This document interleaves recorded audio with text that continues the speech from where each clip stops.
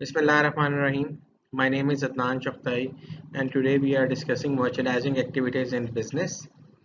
Merchandising activities क्या होती हैं? मर्चेंडाइजिंग एक्टिविटीज़ आपकी ट्रेडिंग एक्टिविटीज़ होती हैं, इकोनॉमिक एक्टिविटीज़ होती हैं, जिसके अंदर आपके पास जो स्टॉक होता है आप उसे परचेज कर रहे होते हैं, उसे सेल कर रहे होते हैं और फिर जो आपके पास एंडिंग स्टॉक होता है उसके थ्रू आप निकालते हैं कि आपने इस पूरे एक उस टाइम पीरियड के अंदर क्या ख़रीदा, क्या बेचा, कितना कमाया, क्या इनकम जनरेट की, क्या उससे आपके एक्सपेंसेस निकाल के अपनी नेट इनकम जनरेट करते हैं।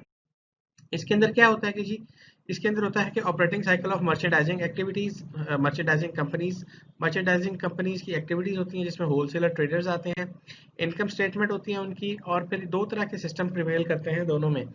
एक होता है परपेचुअल, एक होता है पीरियोडिक। परपेचुअल ये होता है कि जो भी चीज़ आप जिस वक्त खरीदते हैं आप उसको उसी वक्त अकाउंट फॉर कर लेते हैं।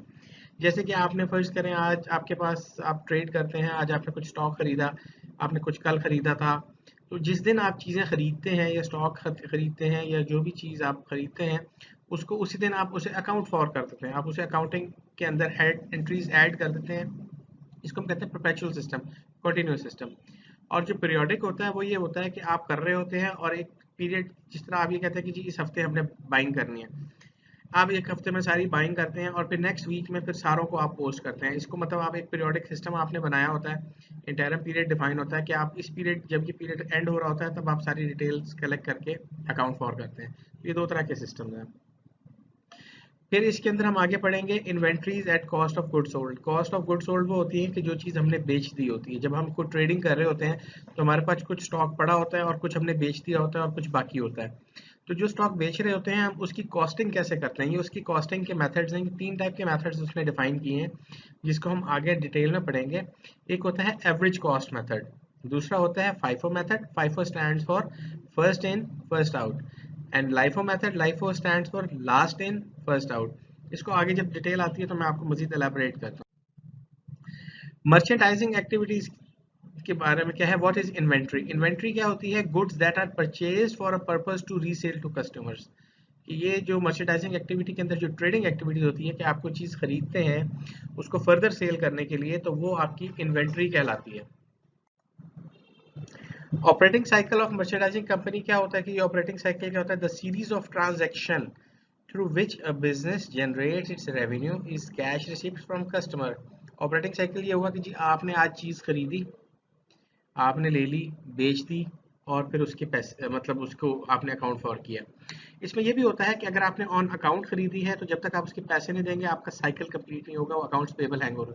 अगर आपने कैश पे खरीदी है तो आपका खत्म हो गया। जिस तरह आप मार्केट में जाते हैं, आपने कुछ चीज़ दे दी, खरीदी और उसकी आपने कैश पेमेंट कर दी, आपका ऑपरेटिंग साइकिल कंप्लीट हो गया। दूसरी तरफ आप मार्केट जाते हैं, आप चीज़ खरीद लेते हैं लेकिन आप क्रेडिट कार्ड से पेमेंट करते हैं, यानी आपकी पेमेंट का जब बिल आएगा, जब आपने देनी है, तो जब आपका बिल आएगा ऑलमोस्ट 35 डेज में आपको उसकी पेमेंट करनी होती है। जब आप उसकी 35 डेज में पेमेंट कर लेंगे तो फिर आपका ऑपरेटिंग साइकिल कंप्लीट होता है। साइकिल वो होता है जो एक पूरा राउंड आप जब तक पूरा नहीं होता तो उसे हम ऑपरेटिंग साइकिल कहेंगे। कॉस्ट ऑफ गुड सोल्ड क्या होती है? It is the cost which company page for making a product और इन्वेंट्री परचेज्ड। ये होता है जिस तरह आपने कुछ चीज़ें हैं आप खरीद रहे होते हैं मुख्तलिफ औकात में, तो आप उसकी फिर जब कॉस्टिंग मेथड, वो जो हमने तीन पढ़े थे, उसके हिसाब से कॉस्ट करते हैं। फिर जब बेच रहे होते हैं तो हम देख रहे होते हैं कि जी ये इसको हम किस हिसाब से सेल कर रहे हैं, किस कॉस्टिंग मेथड में, तो फिर हम उसकी कॉस्ट ऐसे निकालते हैं। जैसे कि फर्ज करें आपने आज 10 पेन खरीदे हैं 5 रुपए के हिसाब से, यानी 50 रुपए के आपने 10 पेन खरीद लिए हैं। कल आप मजीद 10 पेन खरीदेंगे 7 रुपए के हिसाब से, तो आपकी कॉस्ट होगी 70 रुपए। तो जब आपसे कहा जाएगा कि आपने 15 पेन जो आपने बेचे हैं आप निकालें और 5 जो आपके पास बचे हैं उसे निकालें, तो वो हम फिर कॉस्टिंग मेथड से उसके मेथड निकालते हैं। एक एवरेज मेथड हम ये करते हैं कि हम सारी कॉस्ट, जिस तरह आपने पहले पेन लिए 5 रुपए के हिसाब से, फिर आपने पेन लिए 7 रुपए के हिसाब से, तो हम उसका एवरेज मेथड कैलकुलेट करें। तो एवरेज मेथड ये होगा कि एक कॉस्ट आपकी 5 रुपए है, दूसरी कॉस्ट आपकी 7 रुपए है, दोनों को ऐड करके 2 पे डिवाइड कर दें, तो 6 रुपए आपकी एवरेज कॉस्ट आ जाती है कि जी हमें ये 6 रुपए है कि हम ये समझ लेते हैं हमारे पास एवरेज कॉस्ट बन गई। जबकि एक आपको 5 रुपए में पड़ी है, एक 7 में पड़ी है, तो एवरेज कॉस्ट से हम ऐसे निकालते हैं।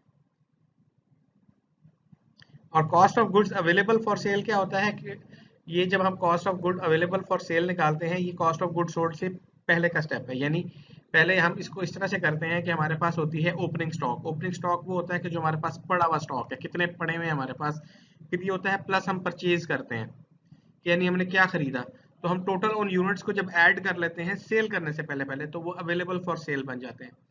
फिर जो हमने उसमें से बेचे होते हैं यूनिट, हम वो निकाल देते हैं, तो वो बन जाता है कॉस्ट ऑफ गुड सोल्ड। और जो रिमेनिंग बच जाते हैं वो आपका एंडिंग स्टॉक बच जाता है। जैसे कि फर्ज करें आपने, आपके पास 10 यूनिट अवेलेबल थे, आपने 20 यूनिट और खरीद लिए, तो इसका मतलब आपके पास 30 यूनिट जो है वो cost of good available for cell है, कि आपके पास 30 यूनिट पड़े हैं बेचने के लिए। उसमें से आपने 10 यूनिट बेच दी हैं, तो आपकी कॉस्ट ऑफ गुड सोल्ड की जो 10 यूनिट की प्राइस आई है वो आ जाएगी, और रिमेनिंग एंडिंग स्टॉक जो आपका आएगा वो क्या आएगा, 20 यूनिट्स का। ऑपरेटिंग साइकिल जिस तरह मैंने बात की थी कि कैश हुआ, उससे आपने इन्वेंट्री परचेज की, अगर आपने ऑन अकाउंट परचेज की तो आपका अकाउंट्स पेबल, अकाउंट्स रिसीवेबल, आपका जो मर्चेंट अगर आपने बेची है फर्ज करें या खरीदी है, तो आपका अकाउंट्स पेबल होगा अगर आपने देना है, और अगर लेना है तो अकाउंट्स रिसीवेबल होगा। ये दो चीजें आप याद में ध्यान में रखें। तो अगर आपने कैश से इन्वेंट्री खरीद ली है और आगे आपने उसे सेल किया ऑन अकाउंट, और उससे फिर जो पैसे आए उसे कैश लिया, अब जाहिर बात है आपने अपना काम शुरू किया, आप आज मार्केट में गए, आपने स्टॉक उठाया, आपने पैसे दे दिए, कैश दे दिए, तो आपकी कैश एंट्री होगी, और अगर आपने ऑन अकाउंट लिया तो आपका अकाउंट्स पेबल होगा। फिर आपने मर्चेंडाइज इन्वेंट्री को ऑन अकाउंट बेच दिया, कुछ को ऑन कैश बेच दिया, जिसको कैश बेचेंगे उसे कैश में लेंगे, और जिसको ऑन अकाउंट बेचेंगे उसके आप अकाउंट्स रिसीवेबल जनरेट करेंगे। फिर वो जब अकाउंट रिसीवेबल से आप कलेक्शन करेंगे कैश की, तो ये आपका साइकिल जिस तरह ये बना हुआ इसमें पूरा हो जाएगा। दो टाइप की मर्चेंडाइजिंग इन्वेंट्री है जो मैंने भी आपको बताया, एक होती है रिटेलिंग, एक होती है होलसेलिंग। होलसेलर ये होता है कि वो होलसेलिंग में ये होता है कि वो परचेजर जो मैन्युफैक्चरर होता है उससे ले रहा होता है और रिटेलर को दे रहा होता है। रिटेलर कौन होता है, जो एंड यूजर को दे रहा होता है, जैसे आपके रिटेल स्टोर होते हैं। और जो डिस्ट्रीब्यूशन होती है वो होलसेलर होता है, कि वो कंपनी जो मैन्युफैक्चरिंग कंपनी है उससे लेता है और रिटेलर को देता है। तो यही बात इसने यहाँ पर भी की है कि wholesaler buy a large quantity of merchandise from several different manufacturers and resell this merchandise to different retailers. यानी वो मैन्युफैक्चरर से लेता है और रिटेलर्स को देता है, और रिटेलर वो होता है जो एंड यूजर या पब्लिक को डायरेक्टली दे रहा होता है, कंज्यूमर्स को। तो अब ये अच्छा, हमने एक और कॉन्सेप्ट डिस्कस किया था, कंज्यूमर और कस्टमर क्या होते हैं। तो कस्टमर वो होता है कि जो प्रोडक्ट को परचेज करता है और आगे उसको रीसेल कर सकता है, कंज्यूम नहीं कर रहा। यानी जैसे आपका रिटेलर है वो कस्टमर होता है, और कंज्यूमर वो होता है जो एंड यूजर होता है, जो उस चीज को कंज्यूम कर रहा होता है, खरीदार होता है उस चीज का। अब हम अगर इनकम स्टेटमेंट बनाएं तो एक आम कंपनी की इनकम स्टेटमेंट ये होती है कि उसने कुछ रेवेन्यूज, कुछ चीज अपना एक्टिविटी से कुछ सर्विसेज प्रोवाइड करके रेवेन्यू जनरेट किया, उसमें से आप उसके एक्सपेंसेस जो अखराजात होते हैं वो निकालेंगे, और उससे आप नेट इनकम अपने निकाल लेते हैं। जबकि जब हम इनकम स्टेटमेंट बनाते हैं मर्चेंडाइजिंग एक्टिविटी के ऊपर, तो सेल्स जो हमारी होती है एक्चुअल हम सेल लेते हैं, उसमें से हम कॉस्ट ऑफ गुड सोल्ड निकालते हैं। कॉस्ट ऑफ गुड सोल्ड हमने कैसे निकाली थी, ओपनिंग स्टॉक जो हमारे पास पड़ा हुआ था प्लस परचेजेस, तो ये हमारे पास होता है cost of goods available for cell. इसमें से जो हमारे पास एंडिंग स्टॉक बच रहा होता है हम वो माइनस कर देते हैं, तो हमारे पास कॉस्ट ऑफ गुड सोल्ड आ जाती है। तो जब हम सेल में से कॉस्ट ऑफ गुड सोल्ड निकालते हैं तो हमारे पास आता है ग्रॉस प्रॉफिट, कि हमारे हमने क्या कमाया। उसमें से हम अपने सारे एक्सपेंसेस और टैक्सेस निकाल देते हैं। जब ये खर्चे हम अपने अखराजात निकालेंगे तो उसके पास जो इनकम निकलती है उसको नेट इनकम कहते हैं, जिसे हम कहते हैं उर्दू में खालिस मुनाफा, कि हमें जो एक्चुअल एग्जैक्टली बच रहा होता है कि वो क्या आ रहा है। और अगर हम आम एक सादा कंपनी की बात करें तो वो ये कहता है कि जो हमारे पास रेवेन्यूज आ रहा है, जो हमने कमाया है, उसमें से हम अखराजात माइनस करें अपने एक्सपेंसेस और इक्वल कर लें वो नेट इनकम की। बात एक ही है, मर्चेंडाइजिंग में थोड़े से स्टेप्स बढ़ जाते हैं। अब देखिए इनकम स्टेटमेंट की एग्जांपल, ये अगर आप और से देखें तो इसका जो मर्चेंडाइजिंग एक्टिविटी का इनकम स्टेटमेंट का फॉर्मेट है वो ये होता है, sales minus cost of good sold,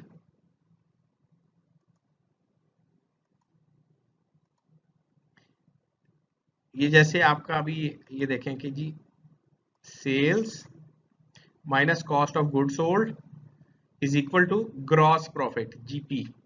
अब ग्रॉस प्रॉफिट में से हम क्या, हमने ये स्टेप वन आपका क्लोज हो गया। फिर हम करते हैं जी ग्रॉस प्रॉफिट में से हम अपने अदर एक्सपेंसेस निकालते हैं, जिसमें हमारी वेजेस हो सकती हैं, एडवर्टाइजमेंट हो सकती है, ट्रांसपोर्टेशन हो सकती है, हैंडलिंग की हो सकती है, हमारे इंश्योरेंस की कॉस्ट हो सकती है, हमारी इसके अंदर डेप्रिसिएशन हो सकती है, हमारे इसके अंदर टैक्सेस हो सकते हैं।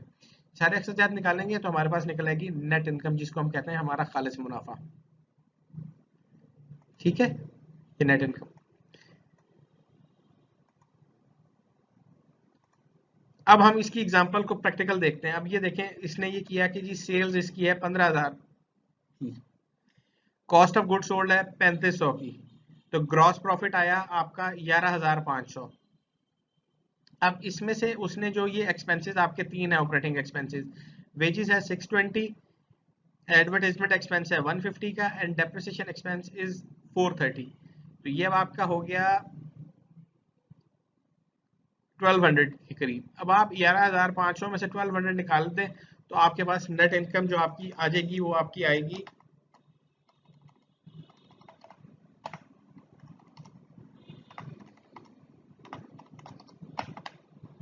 10,300।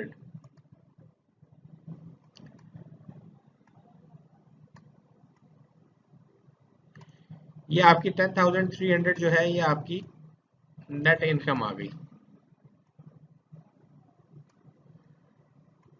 ठीक हो गया। तो ये कैसे निकाली हमने कि जी हमारे पास जो जीपी था, जीपी हमारे पास आ रहा है 11,500 का, इसमें से हमने क्या किया, हमारे एक्सपेंसेस, ये तीन हमारे एक्सपेंसेस हैं, इनका टोटल क्या है एक्सपेंसेस का, 620 प्लस 150 प्लस 430, ये एक्सपेंसेस आए हमारे 1200 के।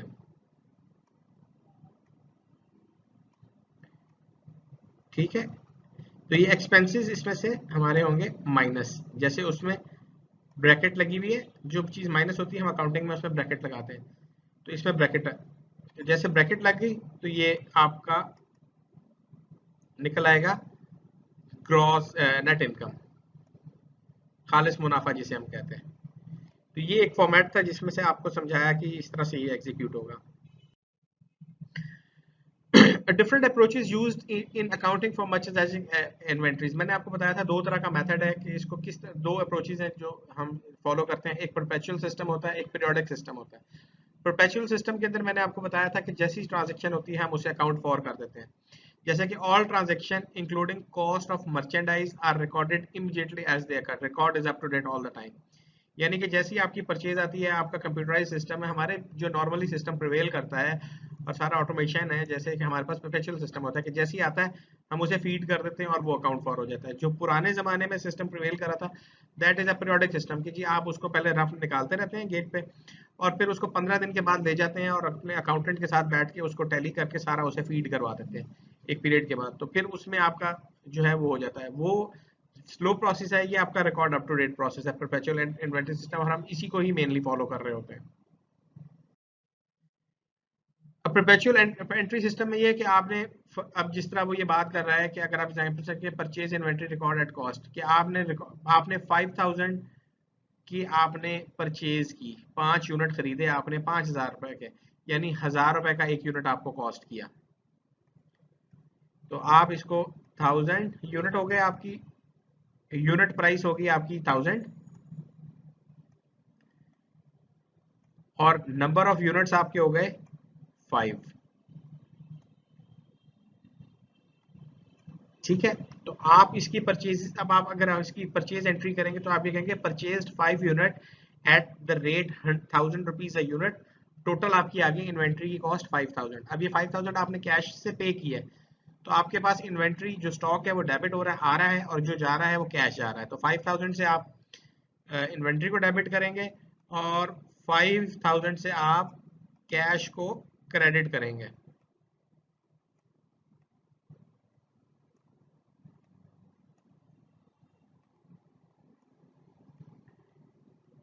क्रेडिट, ये आएगी एंट्री आपकी इधर क्रेडिट साइड में, तो आपकी शीट बैलेंस हो जाएगी। अब देखें सेल ऑफ मर्चेंडाइज कहता है। अब आप ये देखें उसने आपके सामने जो कॉस्ट ली थी, उसने लिया था यूनिट आपका 1,000 रुपीज का, आप इससे पहले 1,000 रुपीज के 5 यूनिट लिए थे, यानी आपके पास जो उसकी कॉस्ट आ रही थी 5 यूनिट्स एट द रेट 1,000, यानी आपकी जो कॉस्ट है, आपको जो कॉस्ट कर रहा है वो आपको 5000 का जो हमने परचेज कैश की इसे पिछले पेज पे देखी है वो यही शो कर रही है। ठीक है, अब वो ये कहता है कि आपने 2 यूनिट बेचे 1200 रुपए के हिसाब से, यानी 1000 का खरीदा था, 1200 का बेचा। ये इंपॉर्टेंट चीज है, इसे ज़हन में रखिएगा। अब वो कह रहा है कि 3 items at the rate 1200 sold, 3 items eight 12,000 पर आइटम फॉर 3600 रुपीज, यानी आपने बेचा 3600 का, जिसकी कॉस्ट आपको आ रही थी 3000। कैसे आ रही थी? 1000 रुपए के हिसाब से आपने 5 यूनिट खरीदे थे, यानी 1000 रुपए फी यूनिट की कॉस्ट है। तो जब 3 की कॉस्ट आएगी तो 3000 हो जाएगी। तो अब वो ये कह रहा है कि 3 आइटम आपने बेचे 1200 रुपए के हिसाब से, तो कैश आपने लिया 1200 से डेबिट किया, रेवेन्यू आपने जो जनरेट किया उसे किया। और कॉस्ट ऑफ गुड सोल्ड कैसे निकालेंगे? 3000 की। वो कैसे निकाली? कि आपने जब कॉस्ट निकाली, ओपनिंग स्टॉक 0 था, परचेजेस आपकी 5000 की थी, और एंडिंग स्टॉक आपका, क्योंकि आपने 3 यूनिट बेचे हैं, 2 आपके पास एंडिंग होंगे, तो आपके पास कॉस्ट ऑफ गुड सोल्ड 3000 की आएगी। 3 यूनिट बेचे हैं ना 1000 रुपए के हिसाब से, तो 3000 होगी। तो इन्वेंट्री से आप 3000 माइनस कर देंगे और कॉस्ट ऑफ गुड सोल्ड को आप क्रेडिट कर देंगे। अब अगर आप नीचे इसकी देखें तो वो ये कह रहा है कि ग्रॉस प्रॉफिट कैसे निकाला? सेल्स आ गई ना मेथड आपका, कोई जो हमने इनकम स्टेटमेंट का पढ़ा था। सेल हमने किए 3600 के, minus cost of goods sold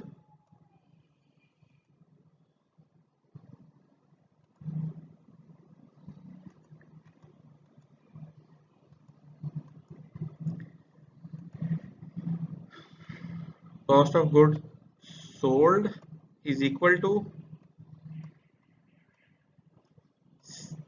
600 आपका आ गया जीपी, ग्रॉस प्रॉफिट।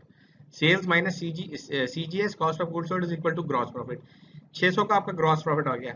अब हम एज्यूम करते हैं कि जी हमने ये इसमें हमारा 200 रुपया लग गया, हमने ट्रांसपोर्टेशन भी दी, हमने सेल हमने एडवर्टाइज भी किया, तो हमारा 200 रुपए का ना इस पे खर्चा आ गया टोटल। 30 रुपए का टैक्स भी था, ये टोटल खर्चा हमारा 200 का आ गया। अब हम क्या करेंगे? जीपी निकाल, नेट इनकम में हमने नेट इनकम के लिए हमने निकाला था कि ग्रॉस प्रॉफिट जीपी माइनस आपके एक्सपेंसेस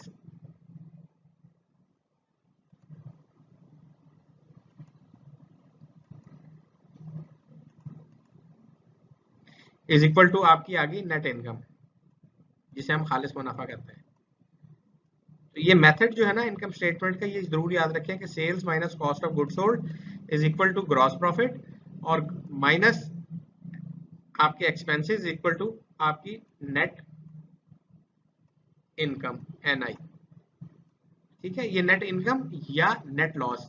अब फर्ज करें आपसे वो कहता है कि जी आपने 3 यूनिट बेचे, आपकी खरीद थी 3000 की, बेच दिए आपने 500 रुपए के हिसाब से, तो आपकी सेल्स हुई 1500 की, कॉस्ट ऑफ गुड सोल्ड हुई आपकी 3000 की, तो आप माइनस 1500 पे चले गए। माइनस हो गया ना, लॉस हो गया। खर्चा भी आपका 200 इस पे आ गया। अब आपका लॉस जो अकाउंट फॉर होगा वो माइनस 1500 हो जाए, 1700 हो जाएगा। 1500 आपका sales minus cost of good sold का डिफरेंस था, 200 उसमें एक्सपेंस अब मजीद ऐड हो गए, तो माइनस 1700 का खर्चा हो जाएगा। ये तो आप इसको बुक में थोड़ा सा करेंगे, एग्जाम्पल्स इसकी करेंगे तो आपको मजीद अंडरस्टैंडिंग होगी इसकी।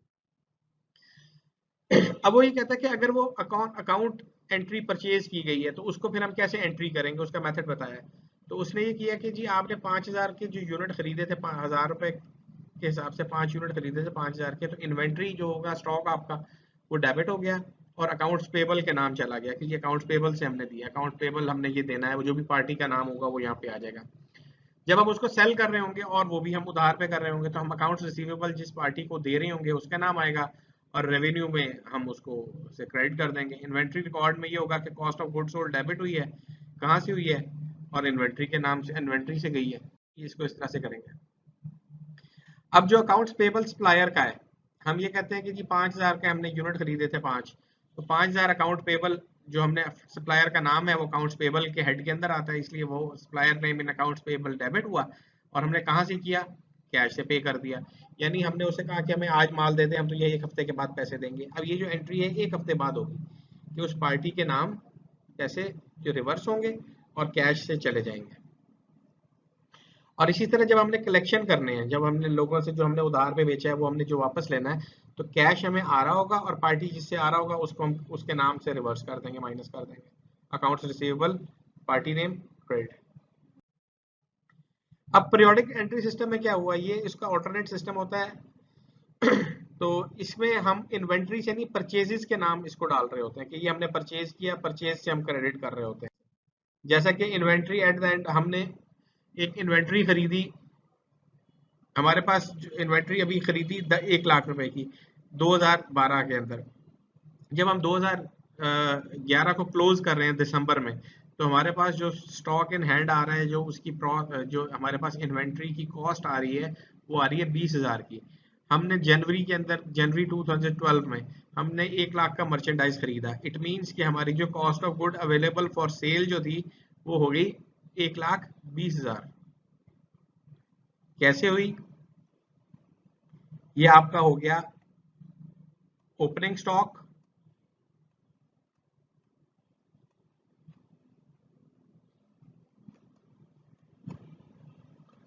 ठीक है, ये आपका हो गया ओपनिंग स्टॉक। ये आपकी आ गई purchases, opening plus purchases is equal to cost of good available for sale. अच्छा, फिर वो ये कहता है कि inventory on the hand end of 2012। अब दिसंबर में जब क्लोज हो रहा है कि जी हमने, हमारे पास दिसंबर 2011 में इन्वेंट्री बची थी 20,000 की। इस पूरे साल के अंदर हमने 1 लाख की परचेजेस की, तो हमारी टोटल इस साल के अंदर जो आ गई इन्वेंट्री की प्राइस वो आ गई 1,20,000। अब वो कहता है दिसंबर 2012 में हमारे पास 15,000 की इन्वेंट्री बची हुई है। तो इसका मतलब ये है कि 1,20,000 में से हमारे पास सिर्फ 15,000 बचा है। तो हमने जो बेचा है इस साल में, कॉस्ट ऑफ गुड सोल्ड जो हमारी आ रही है वो 1,05,000 की आ रही है।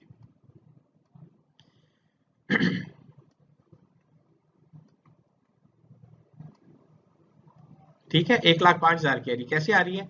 1 लाख ये वाला प्लस जो हमारे पास ओपनिंग था 1,20,000 का हुआ, इसको हमने एंडिंग स्टॉक से माइनस किया 15,000, तो हमारे पास ये आ गई कॉस्ट ऑफ गुड्स सोल्ड।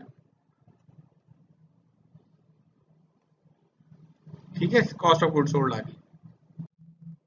अब यहाँ पे देख लें, बिगनिंग इन्वेंट्री कह रहा है 20,000 की, एड परचेज हुई, बिगनिंग इन्वेंट्री आपकी है 20,000 की, परचेसेस आपकी ऐड हुई 1 लाख की, तो cost of good available for cell हुई 1,20,000 की। एंडिंग इन्वेंट्री 2012 की थी 15,000 की, और वही देख लें 1,05,000 जो है ना आपका, ये आ गया कॉस्ट ऑफ गुड सोल्ड जो भी हमने निकाला था। अब आ जाते हैं हम मेथड, कंप्यूट कैसे की जाती है कॉस्ट ऑफ गुड सोल्ड और कॉस्ट ऑफ ये सारी। तो एक तो मेथड है जी एवरेज कॉस्ट का मेथड, कि आपने जो भी परचेजेस की उन्हें ऐड करें और डिवाइड कर दें क्वांटिटी, तो आपका एवरेज मेथड निकल आता है। दूसरा मेथड है फर्स्ट इन फर्स्ट आउट, कि जो परचेज स्टॉक पहले किया होगा उसको पहली ही कीमत के, जैसे कि हमने एक, मैंने आपको एग्जांपल दी थी कि आपने आज खरीदे 5 पेन 10 रुपए के हिसाब से, ठीक है, आपकी कॉस्ट होगी 50 रुपए। कल आपने खरीदे मजीद 5 पेन 7 रुपए के हिसाब से, आपकी कॉस्ट होगी 35। अब अगर हम एवरेज मेथड करें तो पहली कॉस्ट आपकी 5 रुपए की थी, दूसरी कॉस्ट आपकी 7 रुपए की थी, तो 5 और 7 को हम जमा करें तो ये बन जाता है 12, इसको 2 पे डिवाइड करें तो आपकी एवरेज कॉस्ट आ जाती है 6। अब वो कहता है कि जी आपकी पहली कॉस्ट थी 5 रुपए, दूसरी कॉस्ट थी 7 रुपए। अब फाइफो मेथड से आपने 7 यूनिट बेचने हैं 10 में से, तो आप ये देखेंगे कि पहले आप यूनिट एग्जॉस्ट करेंगे जो आपके पास पहले रेट में आए हुए हैं। अगर आपके पास 7 यूनिट पहली ये 5 रुपए के हिसाब से वाले स्टॉक में से हैं तो 5 करेंगे, नहीं तो जितने 5 के 5 के लेंगे, जितने 7 के हम 7 के लेंगे। और लास्ट इन फर्स्ट आउट में ये होगा कि जो बाद में खरीदा है उसे हम पहले बेचेंगे। यानी अब फर्ज करें कि आपके पास 7 रुपए वाले यूनिट हैं, आप 7 रुपए वाले यूनिट पहले बेचेंगे, 5 वाले बाद में बेचेंगे। ये कॉस्टिंग के मेथड्स हैं डिफरेंट। अब इसका फायदा क्या है? जब हमने अपना प्रॉफिट मैक्सिमाइजेशन शो करनी हो, अपनी बैलेंस शीट्स वगैरह को दिखानी हो, और जब हमने अकाउंटिंग यूजर्स के लिए देनी हो, वहाँ हम फाइफो मेथड यूज करते हैं। उसमें हमारे पास आप देखें कि कॉस्ट ऑफ गुड्स सोल्ड कम आएगी, प्रॉफिट ज्यादा आ रहा होगा। लाइफो मेथड हम यूज करते हैं जहां हमने टैक्सेशन पॉलिसीज के अंदर देने के लिए कि हमारा जो है कॉस्ट ऑफ गुड्स सोल्ड ज्यादा होगी, खर्चे भी आएंगे तो हमारा प्रॉफिट कम आएगा और हमें कम से कम टैक्स देना पड़ेगा। तो ये डिफरेंट मेथड्स होते हैं अपने आप के अपनी फाइनेंशियल स्टेटमेंट्स को बनाने के लिए। तो ये सारी कंपनीज इसको फॉलो इसी तरह की होती है। अब एवरेज कॉस्ट को हम थोड़ा सा डिटेल में एग्जांपल को आपको डिस्कस करता हूँ। अब वो ये कह रहा है कि जी उसने 10 मार्च को खरीदे 2 जनरेटर के यूनिट्स खरीदे। कब खरीदे? मार्च में, 1000 रुपए के हिसाब से, तो कॉस्ट आ गई 2000। फिर वो कह रहा है कि 3 यूनिट उसने खरीदे मई में 1200 के हिसाब से, यानी 200 रुपए प्राइस बढ़ गई पर यूनिट, उसकी कॉस्ट आई 3600। अब एवरेज कैसे निकाली उसने? ये दोनों कॉस्ट आपकी प्लस करनी, 2000 और 3600, ये आपकी होगी 5600। इसको डिवाइड कर दिया आपके total number of units. Number of units कितने थे? 2 ये थे, 3 ये थे, 5। तो अब ये देखें आपकी दोनों की cost I 5600, number of units कितने हैं? 5। तो आपकी पर यूनिट कॉस्ट जो आ गई एवरेज मेथड से 1120 की। यानी अब हम जो भी यूनिट हम सेल करेंगे उसकी कॉस्ट ऑफ गुड्स सोल्ड जब निकालेंगे तो हम 1120 के हिसाब से निकालेंगे। अब वो ये कह रहा है कि एवरेज कॉस्ट में उसने एक जनरेटर बेचा 1800 के हिसाब से, तो हम जब 1800 की सेल डालेंगे तो उसमें कॉस्ट ऑफ गुड्स सोल्ड लेंगे 1120 रुपए, जो एवरेज मेथड है। अगर हम फाइफो, वो आगे भी आएगा, मैं आपको यहाँ पे भी समझा देता हूँ थोड़ा सा डिफरेंस। अगर हम फाइफो जो है फर्स्ट इन फर्स्ट आउट करेंगे तो फर्स्ट इन में हमारे पास 2 जनरेटर है, यानी हमारी फिर कॉस्ट ऑफ गुड्स सोल्ड आएगी 1000 रुपए। अगर हम जाते हैं लाइफो मेथड के अंदर से लास्ट इन फर्स्ट आउट, तो उसमें अगर हमने जो एक जनरेटर की कॉस्ट ऑफ गुड्स सोल्ड निकालनी होगी वो हम 1200 के हिसाब से लगाएंगे। ये डिफरेंट मेथड्स हैं इसके। अब परपेचुअल एंट्री सिस्टम के अंदर वो कहता है कि 10 मार्च को आपने 2000 यूनिट आपके थे, 2 जनरेटर के यूनिट 2000 के, और 9 मई को थे आपके 3 यूनिट 1200 के 3600 के। तो ये उसने दिखाया कि जी आपने पहले कैश 2 यूनिट खरीदे 2000 के और फिर 3 यूनिट खरीदे 3600 के। फिर वो ये कहता है कि एवरेज मेथड से आपने कैश पे बेचा 1 यूनिट 1800 का, और कॉस्ट ऑफ गुड्स सोल्ड उसकी निकाली हमने कैसे निकाली उसकी, वही मैंने आपको जो बताया था कि आपने दोनों कॉस्ट को प्लस किया और नंबर ऑफ यूनिट्स में डिवाइड किया, तो वो 1120 आ गई। तो इसको हम एंट्री इसी तरह करेंगे इसकी। अब आप ये देखेंगे परचेज आपकी आ रही है, यूनिट्स कितने हैं? पहले आपने 2 यूनिट खरीदे 1000 रुपए के हिसाब से, टोटल आपकी कॉस्ट आई 2000 रुपए परचेज की। फिर आपने लिए 3 यूनिट 1200 रुपए के हिसाब से, आपकी कॉस्ट आई 3600 रुपए, यानी आपकी टोटल कॉस्ट हो गई 5 यूनिट्स की 5600 रुपए। और एवरेज कॉस्ट के हिसाब से इसकी कॉस्ट निकाली 1120 रुपए। और फर्स्ट यूनिट को आपने सेल किया आपने एक यूनिट 1800 के हिसाब से, जिसकी कॉस्ट थी आपकी 1120, आपकी कॉस्ट आ गई है। ठीक है, तो 1120 का में से निकाली, और फिर आप इसमें से आप ये आपकी एंडिंग कॉस्ट आ गई, आपके जो पास जो यूनिट बचे हुए उसकी कॉस्ट ये आ रही है। तो इसकी अगर हम इनकम स्टेटमेंट बनाना चाहें तो वो बनेगी 1800 माइनस 1120, तो आपका जीबी निकल आएगा, उसमें से फिर हम एक्सपेंसेस निकालेंगे और फिर नेट इनकम निकल आएगी। अब पीरियोडिक सिस्टम के अंदर कैसे निकालेंगे? Cost of goods sold is equal to cost of goods available for sale और cost of goods on hand. तो एवरेज कॉस्ट हमारे पास आ रही है 1120, तो हमारे पास कितने यूनिट बचे? एक यूनिट बेचने के बाद 5 में से 4, तो 4480 हमारे पास आ गई cost of goods on hand. तो cost of goods sold is equal to cost of goods available for sale, कि हमारे पास 5600 का माल आया था टोटल, जिसमें ये 5600 कैसे आया? 2000 जमा 3000 3600, जो हमने 2 यूनिट 2000 के लिए थे और 3 यूनिट हमने लिए 36, तो ये टोटल कॉस्ट हमारे पास आई 5600।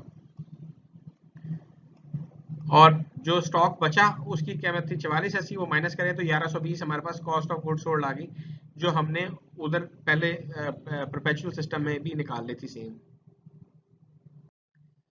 अब आते हैं जी हम फर्स्ट इन फर्स्ट आउट और last in last out. First in first out में ये होता है कि जो आपने पहले परचेज किया होता है हम पहले से करेंगे। जैसा कि उसने 1800 का जनरेटर बेचा तो उसकी कॉस्ट ऑफ गुड सोल्ड निकालेंगे, तो 5 से कैसे निकालेंगे? उसमें ये होगा जो 2 यूनिट उसने 1000 रुपए के हिसाब से पहले खरीदे थे, फर्स्ट परचेज उसकी 1000 रुपए थी ना, तो इसमें इसकी कॉस्ट ऑफ गुड सोल्ड 1000 रुपए आएगी। अगर वो कहता है लाइफो से खरीदे थे, फिर ये होगा कि जो उसकी सेकंड परचेज थी 1200 के हिसाब से, तो उसकी फिर कॉस्ट ऑफ गुड सोल्ड 1200 के हिसाब से आएगी। अब ये परपेचुअल की एग्जांपल भी देख लें कि जिस तरह वो 2 यूनिट उसने खरीदे थे 1000 के हिसाब से, तो 2000 हो गई, और ये खरीदे थे 1200, तो वो हो गई 5600, उसकी उसकी आ गई कॉस्ट टोटल। अब उसने कंपनी ने एक जनरेटर 1800 का सेल किया है, तो फाइफो के लिए हम ये कॉस्ट प्राइस लेंगे। फाइफो के लिए हम ये कहेंगे फर्स्ट इन फर्स्ट आउट, यानी जो पहले लिया है उसको पहले निकालें, फर्स्ट इन फर्स्ट आउट।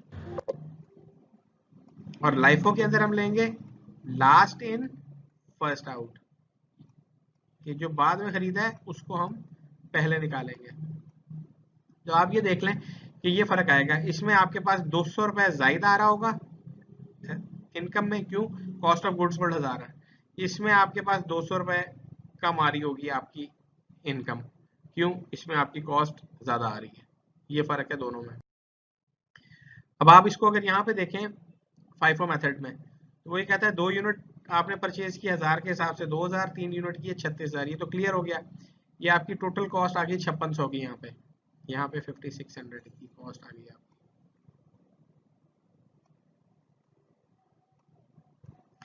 अब वो कह रहा है फर्स्ट यूनिट आपने FIFO message first in first out से आपने दिया, तो फर्स्ट इन फर्स्ट आउट में आपके पास ये आ रही है 1000 रुपए की कॉस्ट, तो आपकी कॉस्ट ऑफ गुड सोल्ड जो आएगी ना वो आपकी 1000 रुपए आएगी दिस। और जो रिमेनिंग बचेगा उसको आप ऐसे निकालेंगे कि 1 यूनिट 1000 का और 3 यूनिट आपके 3600 के, यानी आपके जो एंडिंग कॉस्ट आएगी आपके पास इन्वेंट्री की वो 36 आपकी आएगी 4600। 5600 में से 1000 निकल के तो 4600 आएगी। जो है सारी चीज़ें इसमें आ रही हैं, और इसको आप फिर स्टडी करें, प्रैक्टिस करें, और इसमें कोई प्रॉब्लम्स आ रही हैं तो आप मुझसे डिस्कस करें। और हमारा जो क्लास का सेशन है वो सेशन जो है हमारा होता है वेंसडे को 11 से 12, तो कोशिश करें अपनी प्रॉब्लम्स उसमें डिस्कस करें ताकि हम उसको एड्रेस कर सकें। ठीक है, थैंक यू वेरी मच।